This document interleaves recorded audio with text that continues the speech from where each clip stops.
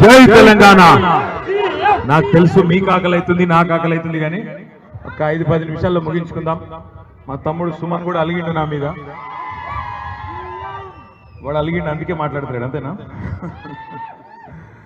పేరు పేరున ఈరోజు ఈ కార్యక్రమానికి విచ్చేసిన మా సోదరులకి సోదరిమణులకి, ఈ కార్యక్రమానికి అధ్యక్షత వహిస్తున్న మా తమ్ముడు చెన్నూరు టైగర్ మంచిర్యాల జిల్లా పార్టీ అధ్యక్షుడు సోదరుడు బాల్కా సుమన్ గారికి, గౌరవ శాసనసభ్యులు సహచరులు అనిల్ జాదవ్ గారు, గౌరవ శాసనసభ్యురాలు సోదరి శ్రీమతి కోవా లక్ష్మి గారు, మాజీ శాసనసభ్యులు గౌరవనీయులు శ్రీ దివాకర్ రావు గారు, గౌరవనీయులు మాజీ శాసనసభ్యులు శ్రీ కోనేరు కోనప్ప గారు, మాజీ శాసనసభ్యులు కోరుకంటి చందర్ గారు, గౌరవనీయులు మన ఉమ్మడి జిల్లాకి గతంలో జిల్లా పరిషత్ ఉపాధ్యక్షులుగా పనిచేసిన సోదరులు మూల రాజిరెడ్డి గారు, టీబీజీకేఎస్ రాష్ట్ర అధ్యక్షులు గౌరవనీయులు మన జనరల్ సెక్రటరీ గౌరవనీయులు శ్రీ రాజిరెడ్డి గారు, మిరియాల రాజిరెడ్డి గారు, అట్లాగే వేదిక పైన ఆసీనులైన గౌరవనీయులైన మరి మంచిర్యాల జిల్లా మొత్తం నాయకత్వానికి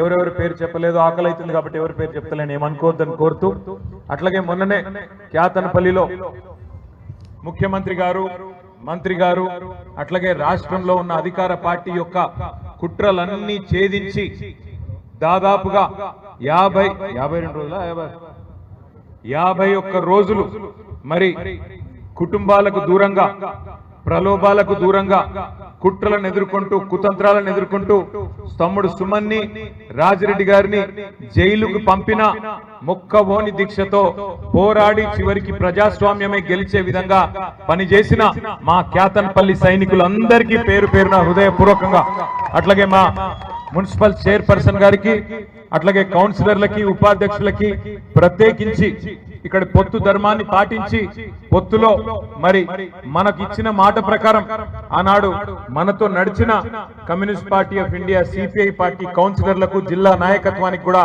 ప్రత్యేకంగా ఒకసారి గట్టిగా చప్పట్లతో వారికి అభినందనలు చెప్పాలని చెప్పి నేను కోరుతా ఉన్నా. రాజకీయాల్లో ఎన్నో చూస్తూ ఉంటాం, కానీ ఇంత నికృష్టమైన, ఇంత నీచమైన రాజకీయాన్ని మాత్రం ఎవరు కూడా చూసి ఉండరు. 22 కౌన్సిలర్ స్థానాలు ఉన్నాయి. 22 కౌన్సిలర్ స్థానాలుంటే 14 స్థానాలు మనం గెలుచుకున్నాం, అంటే అవుట్ రైట్ మెజారిటీ వచ్చింది. వచ్చిన తర్వాత చర్చనే లేదు, అక్కడేం పెద్ద చర్చించడానికి ఏం లేదు, తర్కించడానికి ఏం లేదు. చెన్నూరు మున్సిపాలిటీలో కాంగ్రెస్ కు మెజారిటీ వచ్చింది, వాళ్ళు చైర్మన్ అయినారు. క్యాతన్పల్లి మున్సిపాలిటీలో మనకు మెజారిటీ వచ్చింది, మన పార్టీకి సంబంధించిన వాళ్ళు చైర్మన్ కావాలి. కానీ ఒక్క మున్సిపాలిటీ కోసం, ఒక్క మున్సిపాలిటీకి, ముఖ్యంగా మంత్రి గారి నియోజకవర్గం కాబట్టి, మంత్రి వివేక్ గారి నియోజకవర్గం కాబట్టి, ఆయన అహం దెబ్బతిన్నది కాబట్టి ఆయన మొత్తం ఇందిరమ్మ రాజ్యాన్ని తలపించే విధంగా, ఇందిరమ్మ రాజ్యం అంటే ఆనాటి ఎమర్జెన్సీ రోజులను తలపించే విధంగా, ఏదో పక్క దేశం మీదకి యుద్ధానికి పోయినట్టు సైనికుల కవాతు నిర్వహించినట్టు క్యాతనపల్లిలో మరి పెద్ద ఎత్తున దాదాపు 1000 మంది పోలీసులను పెట్టి, ఆనాడు మా కోవాలక్ష్మి గారు ఇన్ఛార్జ్ ఉండే, తమ్ముడు సుమన్ అక్కడనే ఉండే, వాళ్ళ ఇంటి ముంగట్టుకెళ్లే కౌన్సిలర్లను భయభ్రాంతులకు గురి చేస్తూ 1000 మంది పోలీసులతో కవాతు నిర్వహించినారు. అంత మాత్రమే కాదు, లేని కేసులు బనాయించి ఉల్టా కేసులు మన మీదే పెట్టి దౌర్జన్యం వాళ్ళు చేసి, రాళ్లు వాళ్ళేసి మన కౌన్సిలర్లను ఎత్తుకపోయే ప్రయత్నం చేసి, మన కౌన్సిలర్లని ప్రలోభ పెట్టి, భయపెట్టి, ఇల్లు గులగొడతామని రకరకాల బెదిరింపులు చేసి, చివరికి బ్లాంక్ చెక్కులు కూడా రాసిచ్చి, ఇగో బ్లాంక్ చెక్ ఇస్తున్నాం తీసుకో అంటే, ఎవడికి కావాలి నీ బోడి పైసలు అని చెప్పి వాళ్ళ ముఖాననే పైసలు కొట్టి ఇవాళ ప్రజాస్వామ్యాన్ని గెలిపించే విధంగా వ్యవహారం చేసిన మన కౌన్సిలర్లందరికీ నేను హృదయపూర్వకంగా సల్యూట్ చేస్తా ఉన్నా. మామూలు గెలుపు కాదు ఇది. తమ్ముడు సుమన్ని పట్టుబట్టి ఇక్కడ సుమన్ ఉంటే వాళ్ళ ఆటలు సాగవని చెప్పి తీసుకుపోయి ఇక్కడ సబ్ జైల్లో పెట్టలే, మంచిర్యాల సబ్ జైల్లోనో ఆసిఫాబాద్ సబ్ జైల్లోనో పెట్టలే, తీసుకుపోయి ఆదిలాబాద్ జైల్లో పెట్టిండ్రు. ఇక ఆ జైలుకు పోయినాం మేము, అది చెప్పతరం కానీ జైలు. కనీసం ఇక ప్రత్యేకించి దోమలు కూడా ఏర్పాటు చేసిండ్రు సుమన్ కోసం. అక్కడ దోమల పెంపకం కేంద్రం పెట్టి ఆ దోమలను కూడా ఈ నున్నకాడికి పంపించి కనీసం ఓడోమోసో విడోమోసో ఉంటది, గది ఈరా అయ్యా అంటే అది కూడా ఇయ్యలే.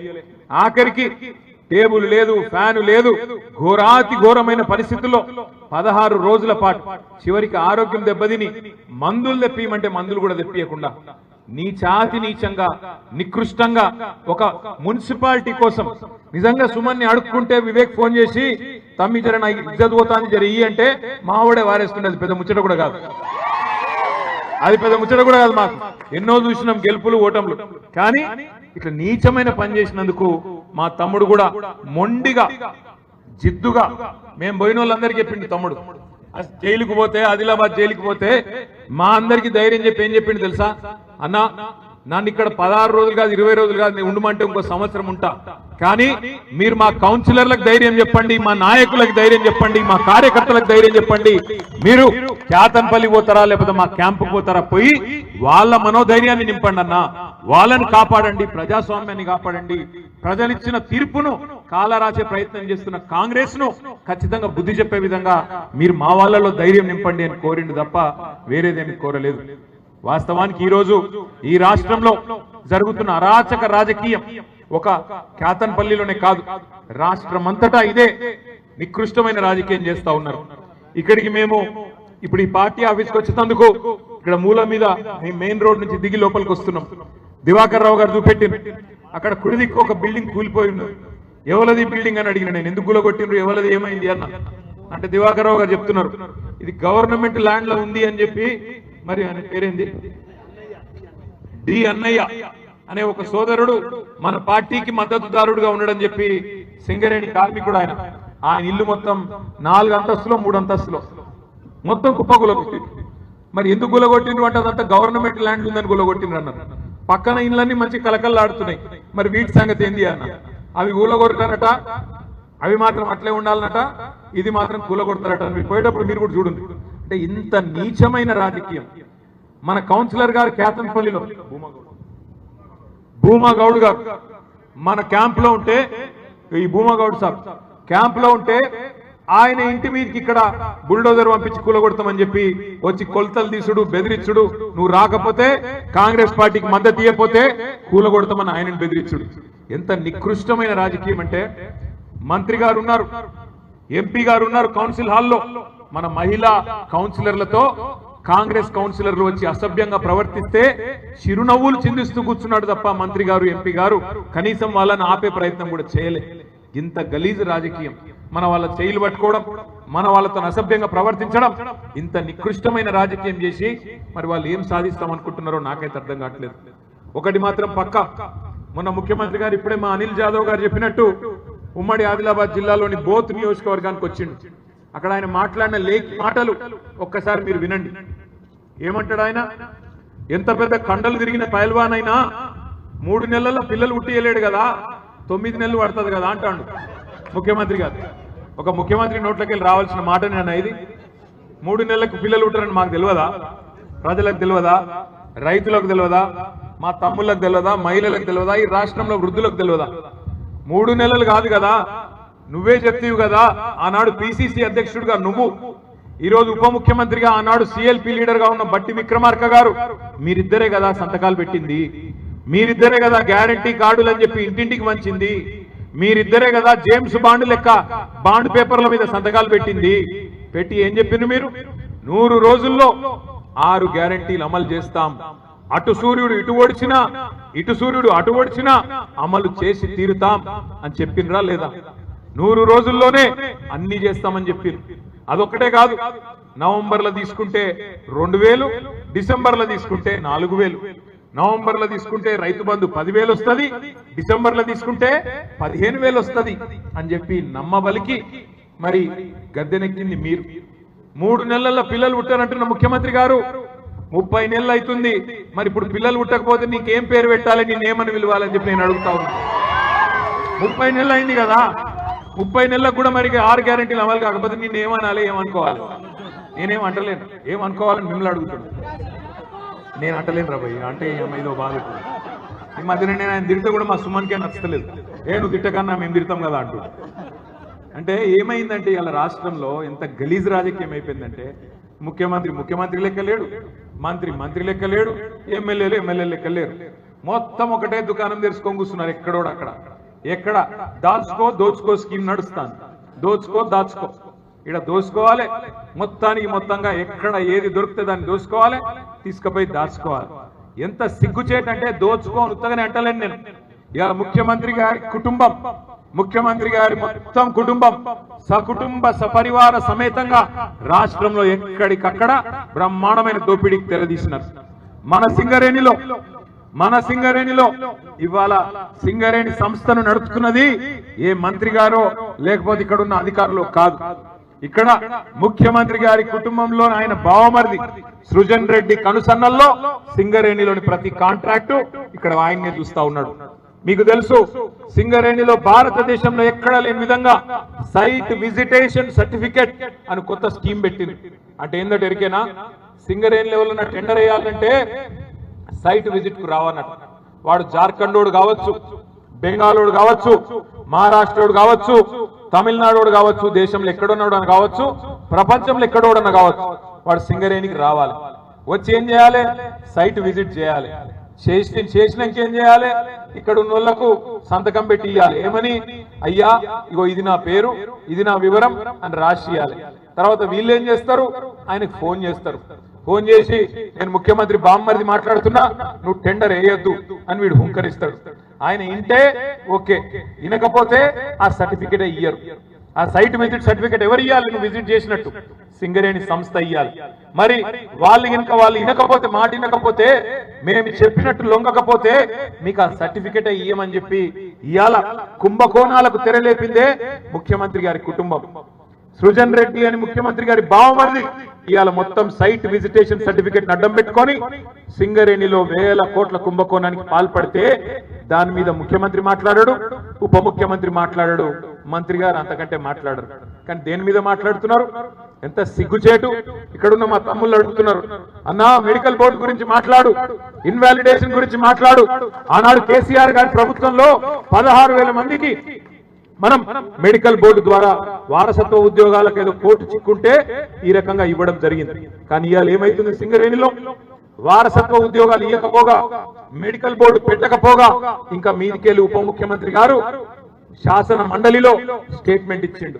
ఏమని చెప్తున్నాడు, మనం గతంలో ఇచ్చిన 16,000 ఉద్యోగాల మీదనట ఏసీబీ విచారణ, విజిలెన్స్ విచారణ ఈ ప్రభుత్వం జరిపిస్తుందట.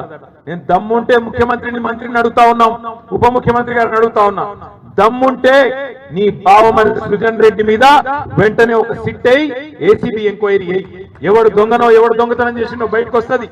మీరు వేయాల్సిన విచారణలు మేమిచ్చిన 16,000 ఉద్యోగాల మీద కాదు. చేసుకుంటే అది కూడా చేసుకో, మాకేం ఫరక్ పడదు. కానీ ముందు ఇక్కడ మెడికల్ బోర్డు పెట్టు.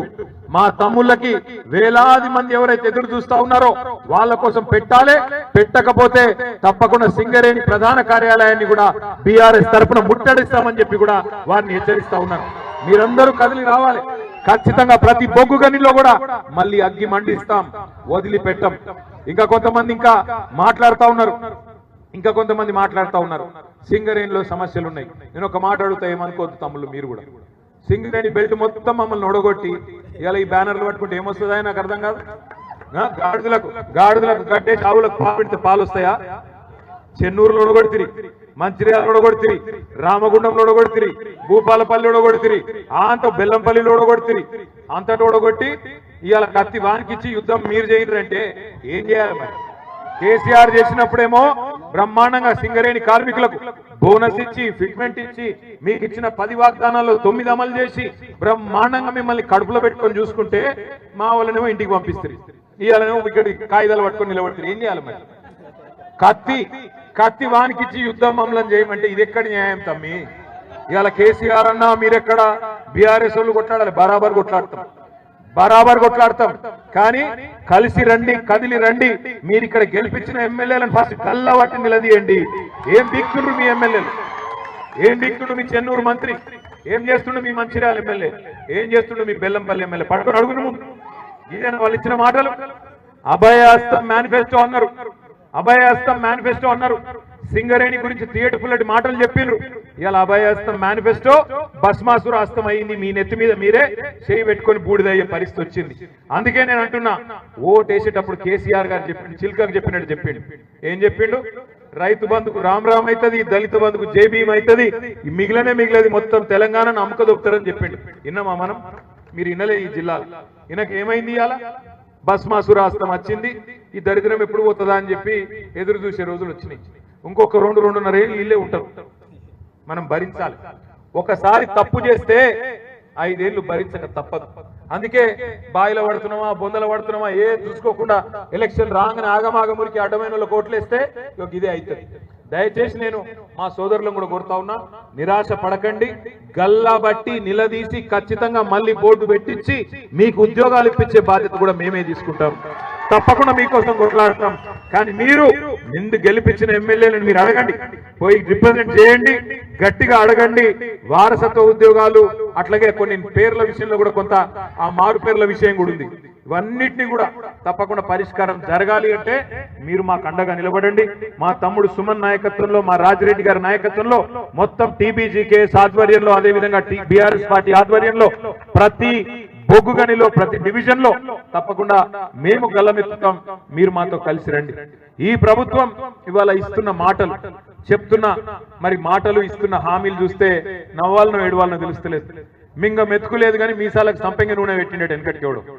రేవంత్ రెడ్డి కథ గట్లే ఉంది. 1 కోటి మంది మహిళల్ని కోటీశ్వరులు చేస్తారట ఈ మొగోడు. 1 కోటి మంది మహిళల్ని కోటీశ్వరులు చేస్తారట. ఎట్లా చేస్తావురా అయ్యా? మరి 1 కోట్లు అంటే ఎన్ని $1 ట్రిలియన్ నీకు ఎరికేనా అని మన అసెంబ్లీలో అడిగిన నేను. 1 కోటి మందిని కోటీశ్వరులు అంటే 1 కోటి కోట్లు. 1 కోటి కోట్లలో ఎన్ని సున్నాలు ఉంటాయో కనీసం తెలుసా రేవంత్ రెడ్డికి? ఏమి తెలియదు. నరకుడే ఏది పడుతుంది. 2500 ఇస్తా, 4000 ఇస్తా, స్కూటీ ఇస్తా, తులం బంగారం ఇస్తా, 15,000 ఇది ఇస్తా, 16,000 అది ఇస్తా, ఇష్టం వచ్చినట్టు నరికిండు. ఇలా కుర్చీలకి కూర్చున్నాడు. ఏం చేయాలనో తెలుస్తలేదు. ఏమంటాడు ఇప్పుడు? నేను లంకె బిందెలు ఉంటాయనుకొని వచ్చినా, ఇక్కడ లంకె బిందెలు లేవు. నువ్వు గట్టిగా అడిగినావు అనుకో, ఏమైనా బయట చెప్తీవి కదా, నవంబర్లో రైతు బంధు 10,000, డిసెంబర్లో 15,000, ఏం సంగతి తమ్మి అంటే నీ లాగుల తొండలు ఇస్తా అంట. గట్టిగా అడిగినావు అనుకో, మహిళలకు ఎప్పుడు ఇస్తావురా అయ్యా 2,500 100 రోజులనే ఇస్తా అంటివి కదా మహాలక్ష్మి ఏడవాయి అంటే నీ గుడ్లు వీకి గోటీలాడుతా. ఇదే ఆయనకు తెలిసిన భాష. గుడ్లు వీకుడు, గోటీలాడు, లాగుల తొండలిడ్సుడు, నిన్నగాక మొన్న 3 నెలల పిల్లలు గంటరానుడు. ఈ ఒక ముఖ్యమంత్రి మాట్లాడే మాటలా? గింత లేకి ముఖ్యమంత్రి, గింత చెండాలపు ముఖ్యమంత్రి నాకు తెలిసి భారతదేశంలో ఎవడు లేడు. ఇంత పెద్ద ఎత్తున దోసుకుంటున్న ముఖ్యమంత్రి కూడా భారతదేశంలో ఎవడు లేడు. అందుకే దయచేసి మిమ్మల్ని కోరేది నేను, రేపు మళ్ళా వస్తాయి జిల్లా పరిషత్ ఎలక్షన్లు వస్తాయి, అట్లాగే సహకార ఎన్నికలు వస్తాయి, సింగరేణి ఎన్నికలు వస్తాయి. ఆగం కాకుని మళ్ళొక్కసారి మళ్ళా గిట్లనే ఎలక్షన్ రాగానే వాడో 1000 రూపాయలు ఇయ్యా, వీడో 2000 ఇయ్యా, వాడో చాక్లెట్, వీడో పిపర్మెంట్ జేబులో పెట్టగానే మళ్ళా ఆగమై ఎప్పటి లెక్క మళ్ళా బొందలు పడితే కాపాడేందుకు ఎవరు ఉండరు. ఈ రాష్ట్రాన్ని సాధించిన నాయకుడు, ఈ రాష్ట్రాన్ని 10 ఏళ్ల పాటు భారతదేశంలో అగ్రగామిగా నిలబెట్టిన నాయకుడు ఎవరు? ఆయననే మనకు శ్రీరామ రక్ష. మళ్ళీ కేసీఆర్ గారిని తెచ్చుకోవాలి. 2028లో ఖచ్చితంగా ముఖ్యమంత్రి చేసుకోవాలి. ఈ రాష్ట్రంలో ఉండే రైతుల ముఖంలో చిరునవ్వు చూడాలి అంటే, ఈ రాష్ట్రంలో ఉండే సింగరేణి కార్మికుల ముఖాల్లో చిరునవ్వు చూడాలి అంటే, ఈ రాష్ట్రంలో ఉండే పేదల ముఖంలో సంతోషం మళ్ళీ కనబడాలి అంటే తిరిగి కేసీఆర్ రావాల్సిందే. ప్రజాస్వామ్యం బతకాలి తెలంగాణలో అంటే తిరిగి కేసీఆర్ రావాల్సిందే. ఈ విషయంలో ఇంకొక మాట కూడా నేను చెప్పాలి. కాంగ్రెస్ వాళ్ళు ఇట్లున్నారు, బీజేపీ వాళ్ళు ఏమైనా చక్కగా ఉన్నారంటే వాళ్ళు ఏం చక్కగా లేరు. ఇంత అవుట్ రైట్ గా రేవంత్ రెడ్డి దోపిడీ చేస్తుంటే సింగరేణిలో మనం అడిగినాం, అయ్యా మీ వాటా కూడా ఉన్నది, కేంద్ర ప్రభుత్వమా మీకు కూడా 49% ఉన్నది, మీరెందుకు అడ్డుకుంటలేరు ఈ కుంభకోణాలను? మీరెందుకు 1000 కోట్ల దోపిడీ జరుగుతుంటే గమ్మునున్నారు? సిబిఐ ఎంక్వైరీ ఏంటి అంటే మేమే బెబ్బెబ్బే, ఇద్దరు దొందే, ఇద్దరు చీకటి దోస్తులు ఒకరినొకరు కాపాడుకుంటా ఉన్నారు. ముఖ్యమంత్రి బావమరిదికి ఇక్కడ సింగరేణిలో టెండర్లు వస్తుంటే ముఖ్యమంత్రి బావమరిదికి ఇక్కడనే వస్తున్నాయి అనుకునేరు మీరు టెండర్లు. కేంద్ర ప్రభుత్వ పథకం అమృత్లో కూడా ఇదే ముఖ్యమంత్రి బావమరిది సృజన్ రెడ్డికి 100 కోట్ల కాంట్రాక్టులు వస్తాయి. బీజేపీ ఎంపీలకు ముఖ్యమంత్రి గారు తెలంగాణలో కాంట్రాక్టులు ఇస్తారు. అట్లా మంచిగా ఇచ్చిపుచ్చుకునే బంధం కాంగ్రెస్ బీజేపీ కలిసి నడుస్తా ఉన్నారు. అందుకే ఒకరి దోపిడీ ఒకరు బయట పెట్టకుండా బ్రహ్మాండంగా కాపాడుకుంటా ఉన్నారు. ప్రధానమంత్రి వస్తాడు ఢిల్లీకి వెళ్ళి, వచ్చి పేద మీటింగ్ లో చెప్తాడు, ఈ రాష్ట్రంలో RR ట్యాక్స్ వసూలు చేస్తున్నారు బిల్డర్ల కాడ, కాంట్రాక్టర్ల కాడ, సింగరేణి అక్కడ సింగరేణిలో పనిచేసే కాంట్రాక్టర్ల కాడ ఆర్ఆర్ ట్యాక్స్ వసూలు చేస్తున్నారు అంటాడు. ఏంటిది ఆర్ఆర్ ట్యాక్స్ అంటే? రాహుల్ రేవంత్ ట్యాక్స్ అంటాడు. మరి చెప్పి కూడా 1.5 సంవత్సరాలు అయిపోయాయి ప్రధానమంత్రి చెప్పి. మరి 2 సంవత్సరాలు అయిపోయినా కూడా ఎందుకు విచారణకు ఆదేశిస్తలేడు ప్రధానమంత్రి గారు? హోంమంత్రి అమిత్ షా వస్తాడు, తెలంగాణ ఏటీఎం గా మారిపోయింది, కుంభకోణాలు చేస్తున్నారు కాంగ్రెస్ వాళ్ళు, ఏటీఎం అయిపోయింది తెలంగాణ కాంగ్రెస్ పార్టీకి అంటాడు. మరి దొంగలు ఎవరు పట్టుకోవాలి? హోంమంత్రి పట్టుకోవాలనా లేదా? పోలీసుడే పట్టుకోవాలి కదా. మరి దొంగను పట్టుకునే పోలీసులకు అధ్యక్షుడిగా ఉన్న హోంమంత్రి ఇలా ఆయన వచ్చి ఏటీఎం గా మారిందంటాడు తప్ప కార్వాయి చేయడు, విచారణ జరిపించడు. ఒకళ్ళ దొంగతనం ఒకళ్ళు బయట పడకుండా మంచిగా భద్రంగా కాపాడుకుంటా ఉన్నారు. ఇంకా దాని మీదకెళ్ళి ఒక కొత్త కుట్ర. ఇంత బ్రహ్మాండంగా గోదావరి నది మీద కేసీఆర్ గారి నాయకత్వంలో కాళేశ్వరం ప్రాజెక్టు మనం కట్టుకుంటే ఆ కాళేశ్వరాన్ని ఓడు కూలేశ్వరం అయిపోయిందంటాడు. 1,00,000 కోట్లు కొట్టుకపోయినాయి అబద్ధాలు మాట్లాడతారు.